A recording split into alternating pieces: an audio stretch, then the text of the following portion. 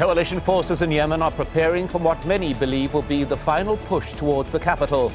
Thousands of troops have been gathering in Marib, east of Sanaa. But could a possible ground operation succeed where the air operation did not? This is Inside Story.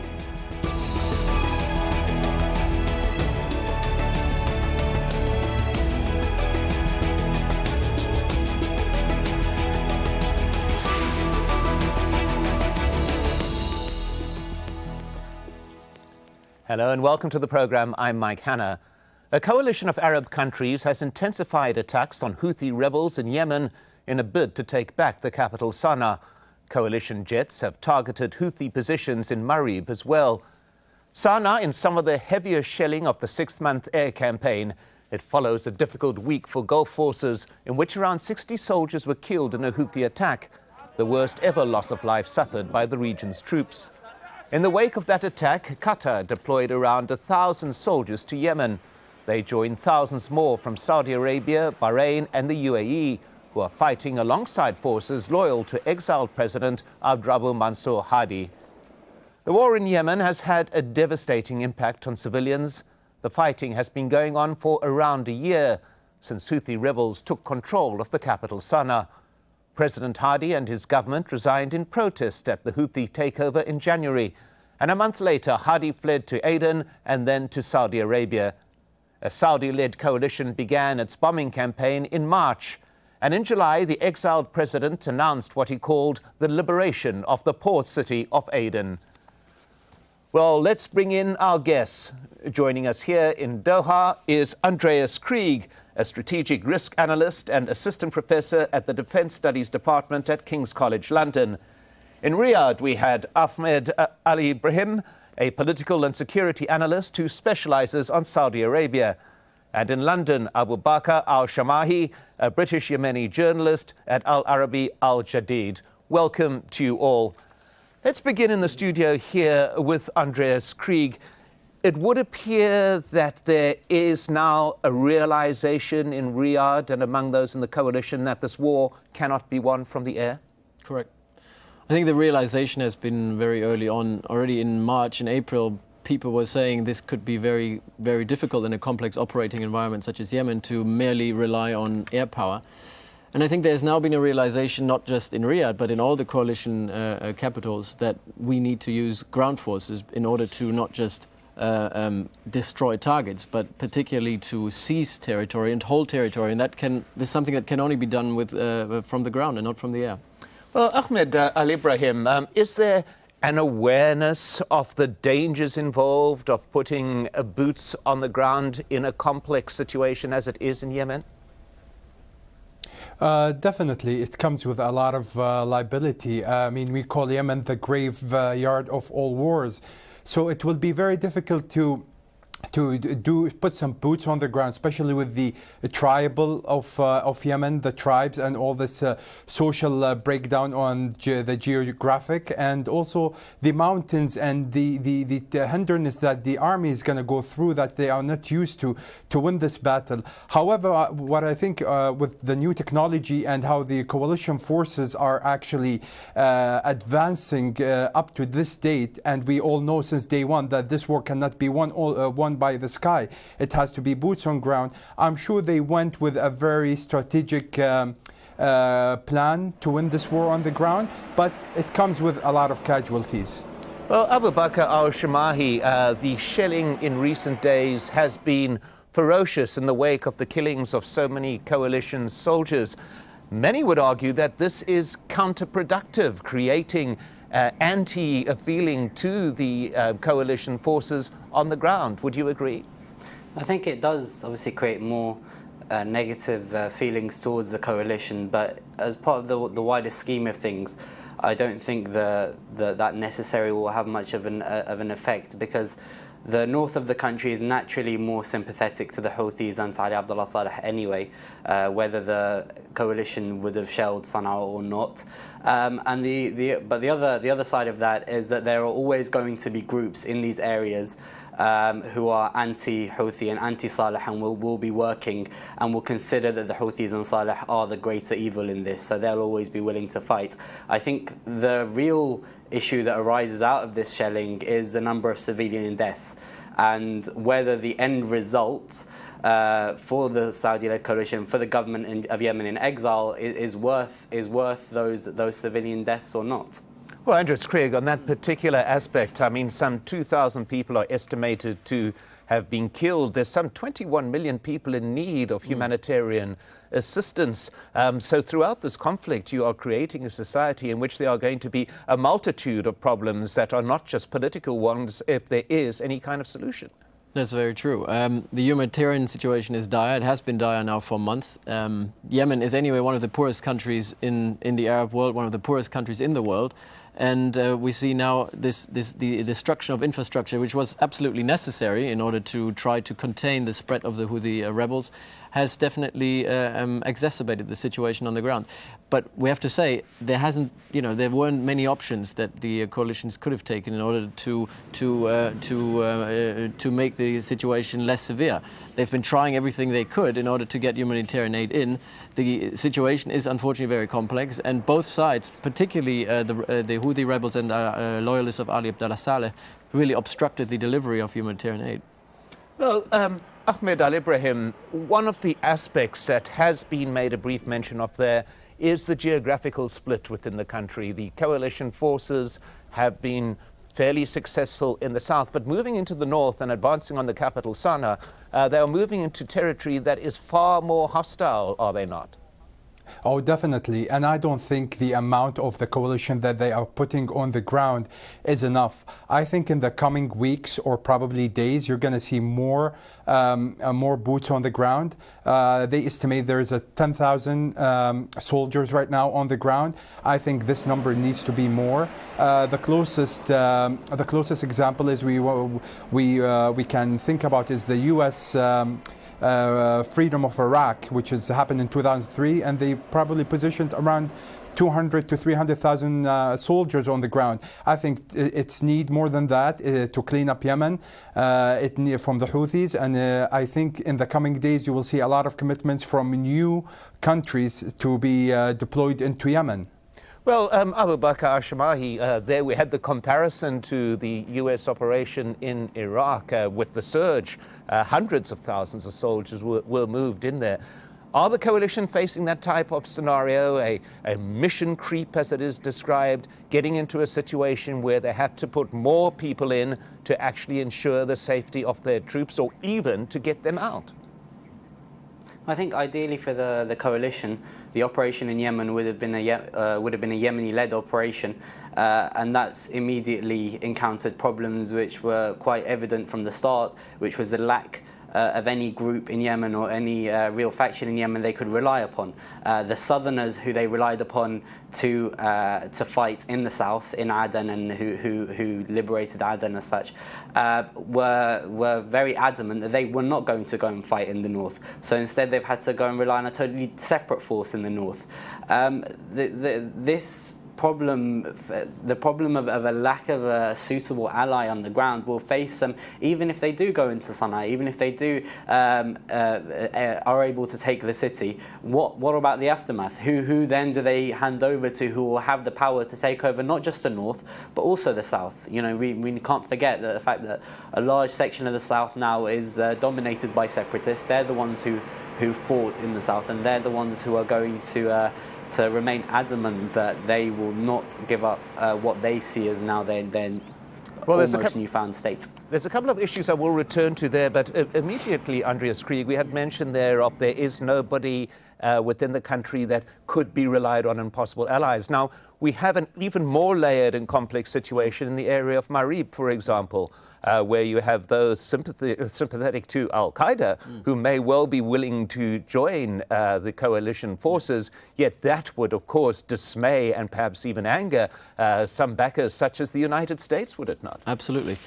The scenario that the Gulf states are using here is one that is similar to the one in Libya in 2011, where both Qatar and the UAE used their special forces as force multipliers for local rebel forces on the ground. So such an operation in Yemen is very similar in that way. The issue, though, is that in Libya at the time, most of the rebel forces were operating on a moral high ground. And now here in Yemen, which is a very, very complex environment, we've discussed it many times on this show, where you have various social, various religious, various political layers and fractions that are fighting each other. And the difficulty is whatever fraction, whatever surrogate you're going to use, whatever proxy you're going to use, this proxy always has a counterpart. This proxy always has an enemy that will fight it. And this is exactly the case with the Southern Movement, because the Southern Movement has a counter movement, which is the people from the Northern Highlands, which is many of the Zaidis, many of the Houthis, and the loyalists of Ali Abdullah Saleh. And to get back to the people of the Maghreb, again, here we have the problem that the Maghreb tribes for them stand on their own, and they have usually, traditionally, supported Al-Qaeda and other jihadist groups. So inevitably, if you put money, if you put arms into these tribes, you will inevitably support some tribesmen who are loyal to Al-Qaeda or some other jihadist forces, and that will definitely alienate Western states. Well, Ahmed Al-Ibrahim, complicating further an already deeply complex situation is, of course, accusations from Riyadh that Iran is backing the Houthi rebels. This is a wider aspect of what is happening in Yemen that Saudi would appear to find a major threat. Some have described it that Saudi Arabia sees what's happening in Yemen as an existential threat to the kingdom itself. Your view?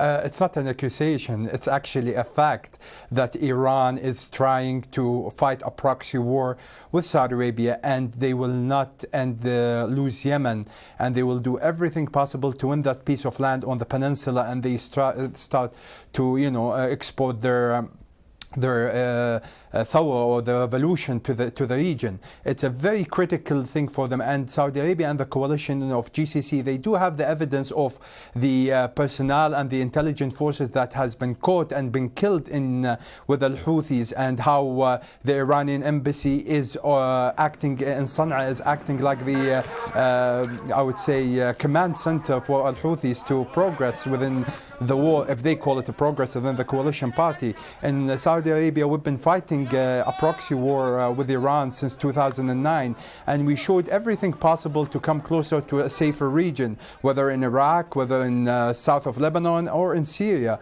Saudi Arabia is a global stabilizer when it comes to economy and politics, and they were with the allies, or let's say mention friends, the United States, in order to stabilize the region. And that's put me to the question that I must say with your guests, is what is the role of the United States? Are they concerned about the role of Saudi Arabia in Yemen, or they are with what Saudi Arabia and the GCC country doing in Yemen? Well, let me put that question to Abu Bakr al-Shamahi. What is your view? How does the US view Saudi actions in Yemen at present? I think the US has always viewed Yemen as Saudi Arabia's backyard. In terms of policy, it always seems to have followed the Saudi lead. Having said that, the Iranian nuclear deal obviously means that the Americans, do not want to anger the Iranians too much. Having said all that, I think many of the criticisms, I'm sure, of the Americans towards the operation in Yemen have been things like civilian deaths, things like, this is essentially bad PR, and the fact that a lot of what the Saudis and the Saudi-led coalition at times are doing contravenes or constitutes war crimes. There are civilians being killed on the ground in various different attacks, and if we look at the general situation, you can even argue that there is an element of collective punishment right now in the north of the country, and certain things that perhaps Western countries, although they definitely have carried out such similar things in their own events in the Middle East, that they perhaps are more liable to seeing that as damaging to the wider operation in Yemen. Well, Andreas, Krieg, I mean, your view of that, we did touch on it a little bit earlier, but the damage that the civilian casualties does to the wider effort to secure a lasting agreement within Yemen?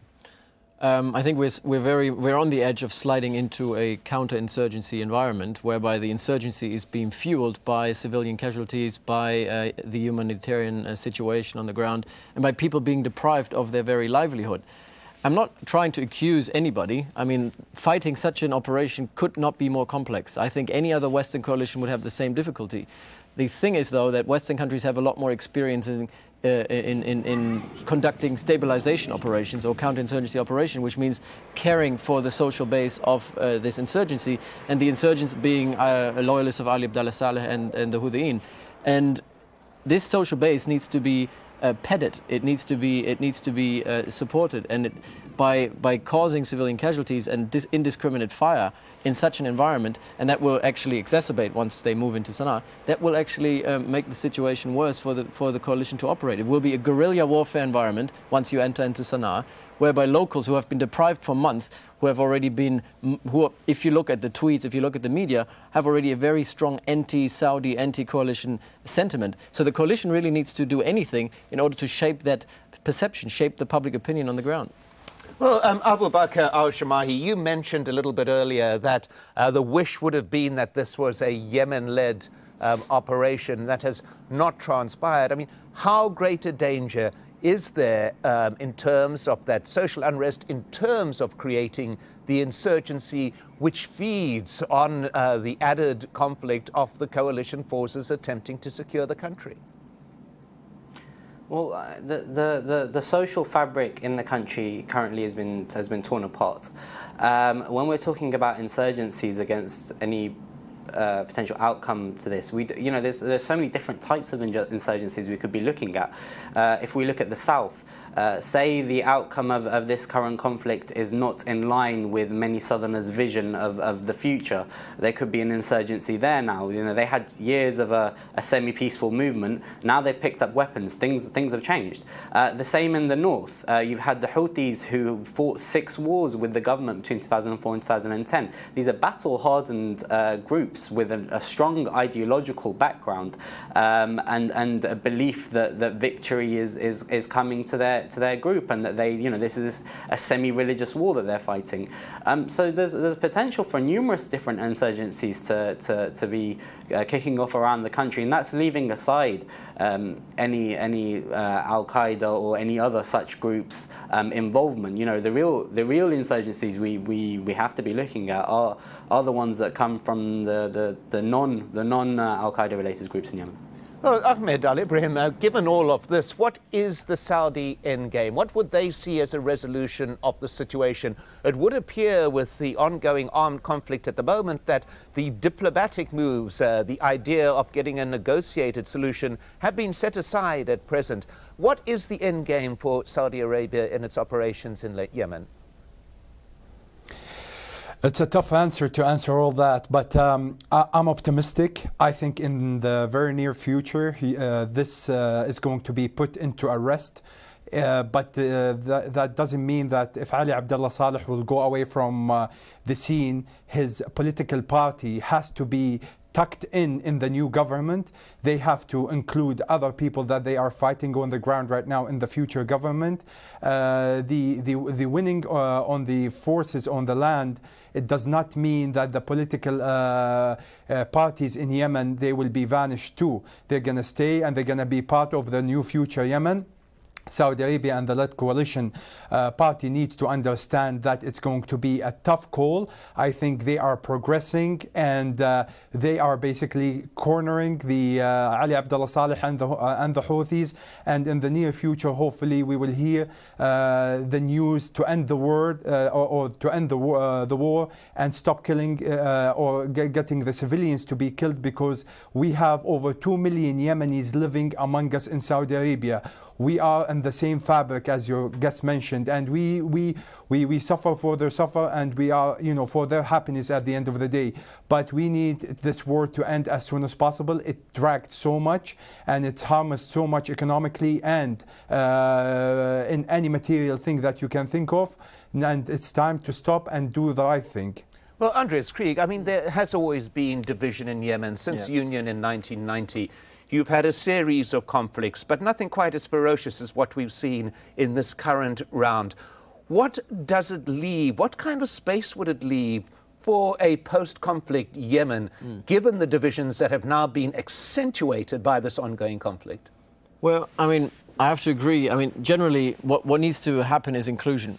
There is only a political solution in Yemen, and what the coalition is trying to do right now is trying to induce this kind of negotiated political solution through coercion, through military force, trying to get these loyalists of Ali Abdullah Saleh, get these Houthiyyin to return to the negotiation table and to become part of a political solution. At this moment, the Houthis basically resist any form of political solution that doesn't completely accommodate them. They're unwilling to make any compromise, and that's why a military solution is the only, it's not a solution, but it's a means to get to this political solution.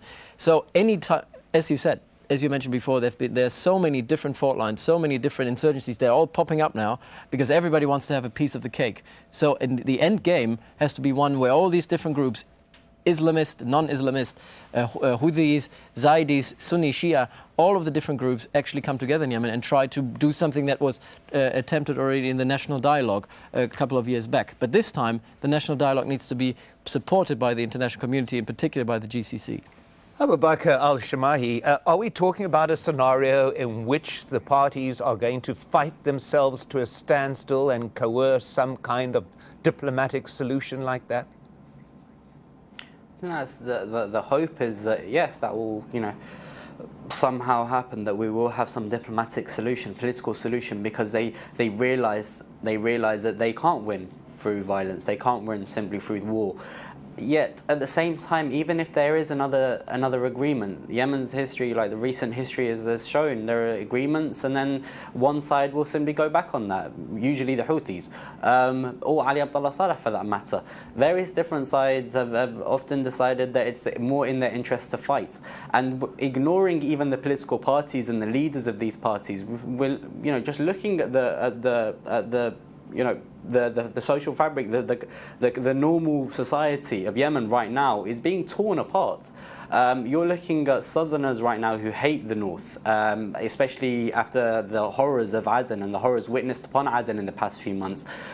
You're looking at families even split between themselves on the basis of their allegiance. And once this, whereas before it was a political difference and there were political splits, you've introduced war into this, you've introduced death, you've introduced killing. People are being accused of being traitors, people are being imprisoned left, right and centre, people are being disappeared. How the country emerges out of this, how Yemeni society emerges out of this, that's the real question, and that's my personal real fear. Well, Ahmed Al-Ibrahim, what's your view? What's your answer to the question? How will Yemen emerge from this? I agree with your guests, what they said. They summed it very well, and I think it's going to come out very well. The difference is this time in Yemen, you have Hadi and Al-Bahah, especially Al-Bahah. He's very much in control and know what's the next day after this war is going to end, what the next day he's going to do. The only thing that what I'm looking is, I want to look more defined, clear message from the Western countries. I do understand that the United States is giving us some intelligence satellite images, leading the coalition in some of the communications and all that stuff. That's good and good. But we need to have more solid moves, because with everything that the West can do to help this war to end, that is going to be faster. Listen, this area is not the best, area, or the coalition are not the best coalition in the world that they know how to do PR. But I cannot stand that we are doing what we're doing for the Yemeni people, and the Western media starts their day by condemning the Saudi-led coalition and show images of people dying, and they actually been shot and dead by the Houthis themselves or Ali Abdullah Saleh people. So I think the future is bright for Yemen, but we need to come as the GCC coalition with a big heart to the Yemen and to try to help the Yemeni people and restore the government. And we cannot be in the middle of the ocean by our ships looking at Yemen and we're just offering some images or some communication devices. Well, a deeply complex situation, remembering too that some 2,000 people have died, 21 million people in need of humanitarian assistance. My thanks to our guests, Ahmed Al-Ibrahim, Abu Bakr Al-Shamahi, And here with me in Doha, Andreas Krieg. And thank you too for watching. You can contact us by going to our program page on our website, aljazeera.com. You can also leave a comment on facebook.com/AJ Inside Story or tweet us at AJ Inside Story. From me, Mike Hanna, and the whole team here, goodbye for now.